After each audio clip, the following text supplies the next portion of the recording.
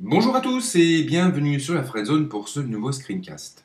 Hier, nous avons eu une excellente surprise avec la sortie de la version bêta de Reader sur macOS. Alors, si vous ne le connaissez pas encore et si vous n'avez pas lu tous mes articles sur le sujet, Reader c'est un agrégateur de flux RSS qui est disponible actuellement sur l'iPhone et sur iPad. Et c'est franchement une tuerie. Alors, il est payant, bon, ça c'est le petit bémol, mais sincèrement, à utiliser sur l'iPad, c'est un véritable régal. Alors forcément, quand j'ai appris qu'il sortait sur macOS, je me suis empressé de rédiger déjà un article pour vous prévenir, et puis surtout de programmer un petit screencast, histoire de vous le faire découvrir. Voilà, voilà. Donc là, j'ai installé la version bêta, je l'ai lancé vite fait pour voir si ça marchait, mais j'ai pas vraiment eu le temps de le tester en profondeur. C'est la raison pour laquelle je risque de pas mal galérer sur la question.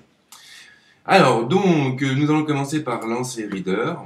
Reader s'affiche à l'écran, magnifique, somptueux, délicat, beau, tout ce que vous voulez. Bon, je vais quand même agrandir la fenêtre histoire de, voilà. Donc ça, c'est Reader. Alors, comme vous le voyez, Reader a pris le parti, en fait, du pictogramme. C'est-à-dire qu'il n'y a absolument pas de texte, du moins pas au niveau de l'interface. On n'a que de l'icône, que de l'icône, que de l'icône. Alors, c'est bien parce que du coup, c'est quand même beaucoup plus joli, ça donne un peu plus de cachet, c'est beaucoup plus discret, c'est moins invasif, mais en même temps, le petit bémol, c'est que des fois, on ne sait pas trop comment ça marche, on a du mal à se repérer par rapport aux icônes, et bon, des fois, on tâtonne un petit peu, donc il faut, je dirais, un temps d'adaptation pour arriver vraiment à utiliser Reader correctement.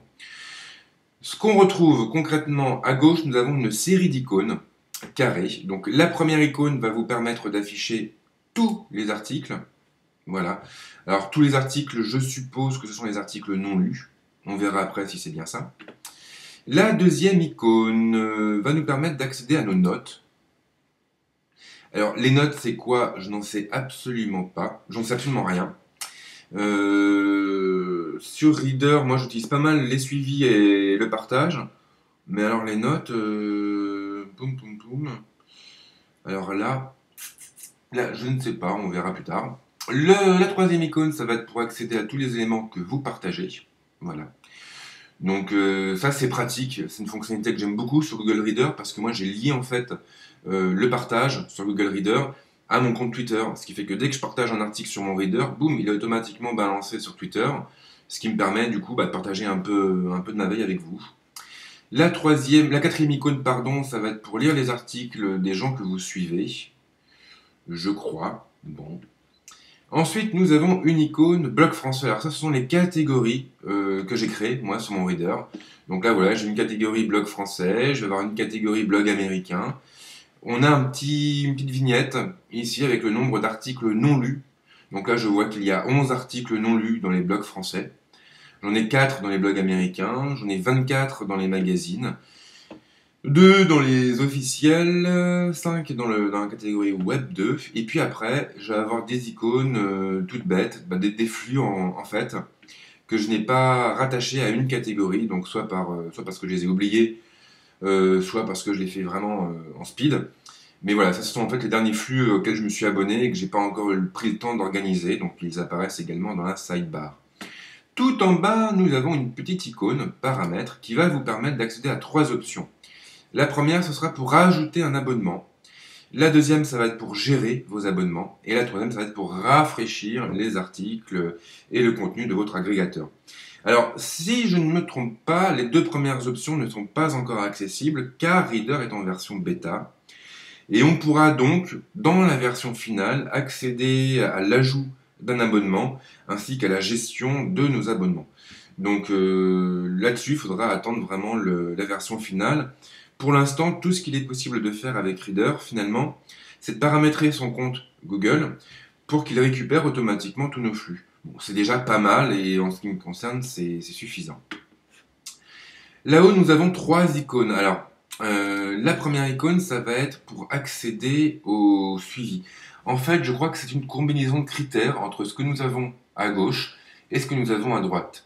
Si je clique par exemple sur un quart blog français et sur suivi, là, je vais avoir finalement tous les articles que j'ai mis dans mon suivi et qui émanent des blogs français. Même chose si je clique sur blog américain, pas forcément. et sur les magazines et ainsi de suite. Donc ça peut être assez pratique quand on sait qu'on a ajouté un élément en suivi, mais qu'on n'arrive plus à savoir lequel. Avec cette combinaison de critères, on va pouvoir finalement retrouver plus facilement le contenu qu'on a ajouté en suivi. Alors tout à l'heure, ce que je n'ai pas vu, c'est qu'il est visiblement possible. Je ne sais plus comment j'ai fait. Merde, j'ai cliqué tout à l'heure par mégarde et j'ai réussi en fait à afficher les abonnements qui sont contenus dans ces catégories. Je ne sais plus comment j'ai fait. Bon. Dommage, dommage, dommage. Le deuxième bouton, ça va être pour quoi? Alors, je crois que ça va être pour afficher les articles non lus. Donc ici, par exemple, on verra tous les articles non lus, mais on pourra également utiliser toujours cette combinaison de critères pour afficher uniquement les articles non lus des blogs français, des blogs américains, des magazines, et ainsi de suite. Donc ça, c'est quand même assez pratique. Et la troisième icône, alors là, ça va être quoi? Ça va être tous les éléments. Donc je suppose que ça va être un petit peu pour afficher en fait la page d'accueil de Google Reader en quelque sorte et de pouvoir accéder ainsi aux éléments partagés et à tout le reste en fait. Donc ça j'ai du mal à j'avoue hein, j'ai du mal un peu à saisir la subtilité. Bon, peut-être que vous pourrez m'apporter quelques éléments de réponse. Ensuite donc pour lire des articles, c'est très simple, on clique sur l'intitulé. Et là, automatiquement, le contenu de l'article s'affiche dans la partie de droite. On voit également apparaître plusieurs icônes là-haut. Alors ça, c'est très important.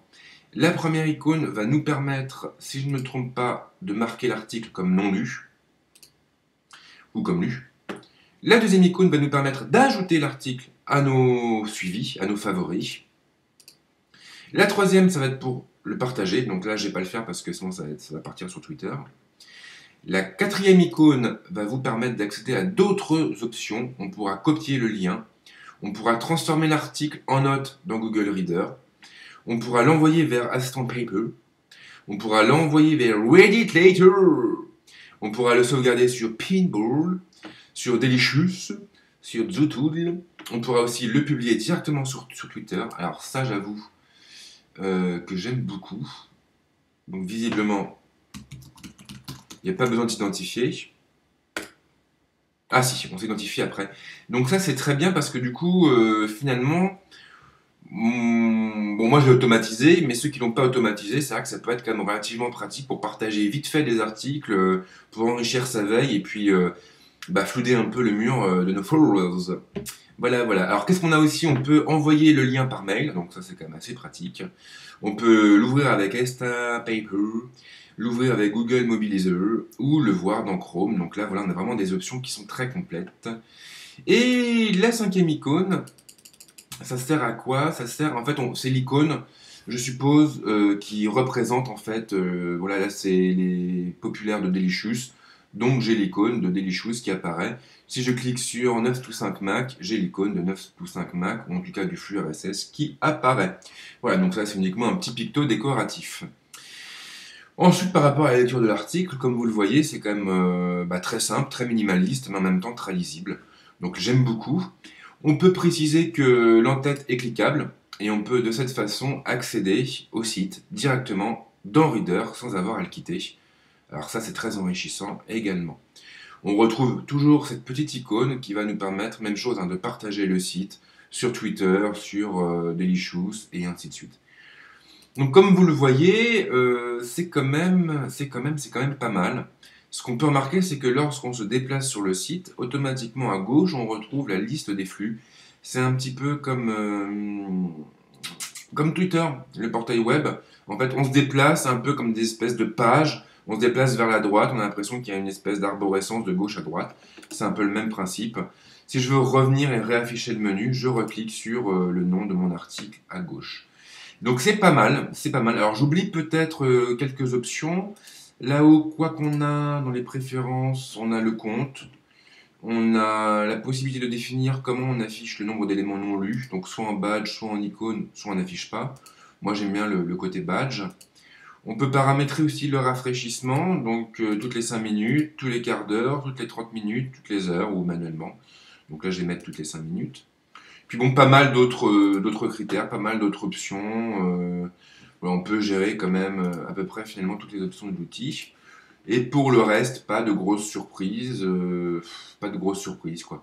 Alors après, oui, forcément, je dois oublier des éléments. Et j'ai peut-être pas fait un tour d'horizon complet de l'outil, mais en l'état, moi franchement, j'accroche quoi. J'accroche à fond, j'adore Reader sur l'iPad. Sur l'iPhone, j'aime un peu moins parce que l'écran est moins grand, donc c'est moins confortable. Mais là, sur Mac, ça déchire sa maman, quoi. Franchement, ça déchire sa maman. C'est une application qui est simple, qui est minimaliste et qui fait tout ce qu'on lui demande, sans en foutre plein les yeux. Enfin, je veux dire, voilà, on n'est pas perturbé par une interface trop chargée. C'est vraiment du bonheur. Et pour reprendre l'expression de l'ami Théo, on peut dire que ça fait une bosse dans le pantalon, hein. Et yes! Donc voilà, écoutez, si vous voulez le télécharger, bah, vous suivez le lien dans l'article. Donc hein, c'est un lien qui mène dans la version bêta, une version bêta qui est tout de même très très aboutie. Donc je pense qu'on n'aura pas beaucoup plus de choses dans la version finale. En revanche, il est fort probable que la version finale soit payante, donc ça, faut se préparer. La Reader se positionne sur macOS aussi pour préparer la venue du Mac App Store, qui est attendu normalement pour juin prochain, ou même peut-être un petit peu avant, d'après les dernières rumeurs. Donc c'est vrai que là, ils se positionnent, ils sortent leur application, et je pense que la version finale sera payante et disponible sur le Mac App Store, fatalement. Voilà, voilà. Bah écoutez, c'est tout en tout cas. Je vous invite vraiment, vraiment, vraiment à tester Reader par vous-même parce que c'est une super appli quoi et c'est voilà, c'est vraiment du bonheur en bas. Voilà, voilà. Bah je vous dis à bientôt sur la Friendzone et puis passez une bonne journée ou une bonne soirée ou une bonne matinée, suivant le moment où je vais publier ce screencast. Ciao.